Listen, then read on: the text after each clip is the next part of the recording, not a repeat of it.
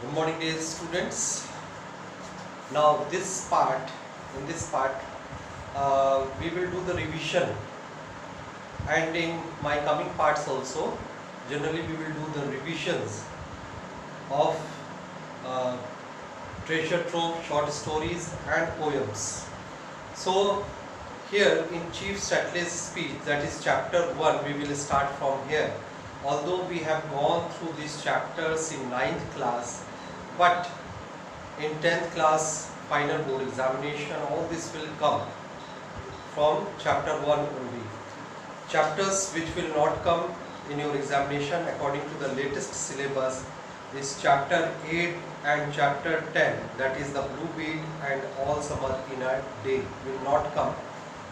So here we should start our revision part from chapter 1, that is Chief Statler's speech. It is Chief Sattler lived in 1786 to 1866. It is translated by Dr. Henry A. Smith, who lived from 1830 to 1950. Chief Sattler was a leader of a tribe in the Washington Territory in the 19th century. His long and moving speech in 1854 has been widely cited as a powerful, bittersweet play for respect for Native Americans.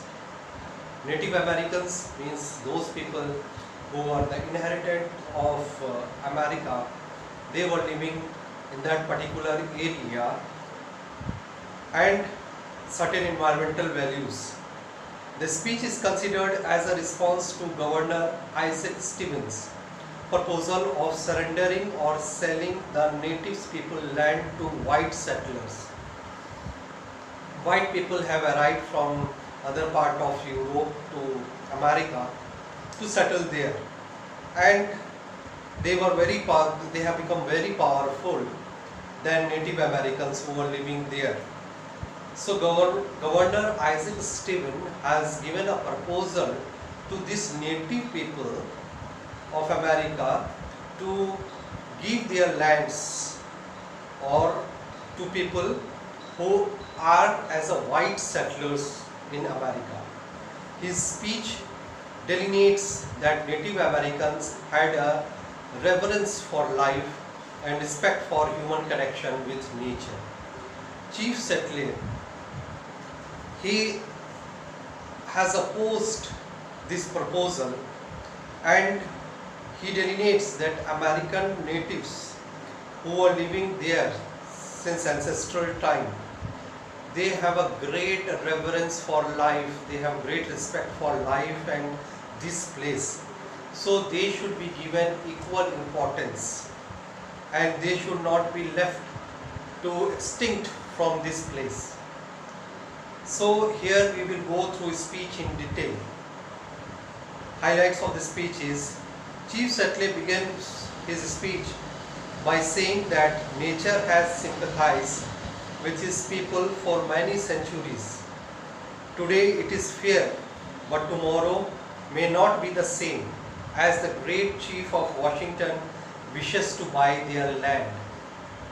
The great chief also sends them word of goodwill and friendship, but he is in the little needs of their friendship, as his people are strong and powerful as compared to the natives.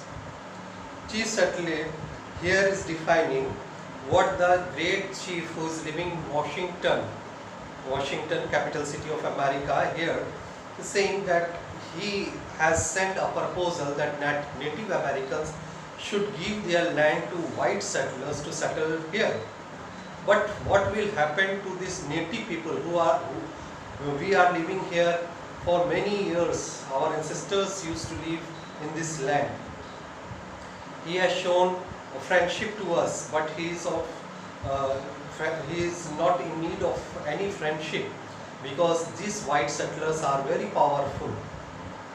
Chief Sattler says there was a time when his people were large in number, but now they are nothing more than a mournful memory.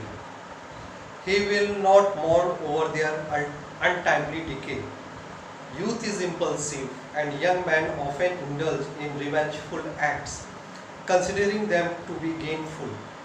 In times of war, they even lose their own lives, but the family that waits for them at home bears the loss. So, the natives and the white settlers should never turn hostile to each other. Chief Setley, here he is depicting the truth, that is, people were very large in number, but now they are nothing but a mournful memory only, because white settlers have already conquered these Native Americans and they have settled in America. These native people are now endangered. They have just like the endangered species. So this mourn over their untimely decay. He will not mourn on this decay. He will not mourn, he will not show any negative feelings towards this sadness, because youth are very impulsive. Whose youth? Native Americans, youngsters are very impulsive. They will do a revengeful act, considering them to be in a gainful position just to inherit their land and property. They could take the revenge and they would be indulged in the war. But in the times of war, they will lose their life also. But they are not bothered about it. Their family will ultimately wait and they will mourn that their youth has not returned. But this will only bring loss to both white settlers and Native Americans both. So they should never hostile to each other. Chief Setley further says in his speech that then refers to George Washington as their good father, who promises the natives that if they do as he desires, he will protect them. Setley says that the white people's brave men will provide them strength and will protect them from ancient enemies. Chief Setley is referring to George Washington as a good father because he has promised that natives will also live in a protective way on this land. But the white people who are brave men will provide them strength and will protect them from ancient enemies. To whom? To Native Americans. So George Washington has promised this to the Native Americans, that white settlers will protect these Native Americans from their ancient enemies. Natives' God is different from the colonizers' God. The God of the whites protect only the pale-faced children and forsakes the red Indian children.